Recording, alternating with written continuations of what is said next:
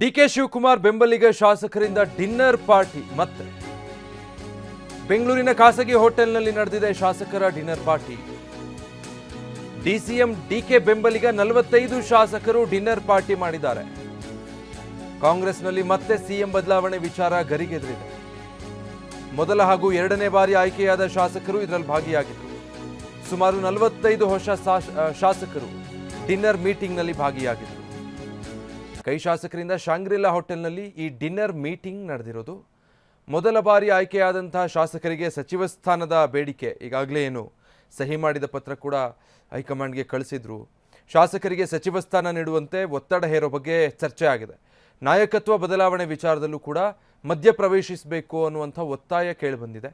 High command ಮಧ್ಯಪ್ರವೇಶಿಸಿ ಇದರ ಬಗ್ಗೆ ತೀರ್ಮಾನ ತೆಗೆದುಕೊಳ್ಳಬೇಕು ಅನ್ನುವಂಥ ಒತ್ತಡ ಹೇರಬೇಕು ಅನ್ನೋದಕ್ಕೆ ಸಂಬಂಧಪಟ್ಟ ಹಾಗೆ ಇಲ್ಲಿ ಚರ್ಚೆ ಮಾಡಿದ್ದಾರೆ. ಸಿಎಂ ಹಾಗೂ ಡಿಸಿಎಂ ಎರಡೂ ಬಣದ ಶಾಸಕರು ಈ ಸಭೆಯಲ್ಲಿ ಭಾಗಿಯಾಗಿದ್ದು ಆಶ್ಚರ್ಯ. ಡಿಸಿಎಂ ಡಿಕೆ ಶಿವಕುಮಾರ್ ಬೆಂಬಲಿತ ಶಾಸಕರು ಈ ಪೈಕಿ ಹೆಚ್ಚಾಗಿದ್ದರು. ಕಳೆದ ವಾರ 3-4 ಬಾರಿ ಆಯ್ಕೆಯಾದಂಥ ಹಿರಿಯ ಶಾಸಕರ ಸಭೆ ಆಗಿತ್ತು. ಇವತ್ತು ಮತ್ತೊಂದು ಭಾಗ ಆಗಿ ಡಿನ್ನರ್ ಮೀಟಿಂಗನ್ನು ಶಾಸಕರು ನಡೆಸ್ತಾ ಇದ್ದಾರೆ. ಹೊಸದಾಗಿ ಆಯ್ಕೆಯಾದಂಥವರೇ ಬಹುಪಾಲು ಇವತ್ತಿನ ಡಿನ್ನರ್ ಮೀಟಿಂಗ್ನಲ್ಲಿದ್ದವರು.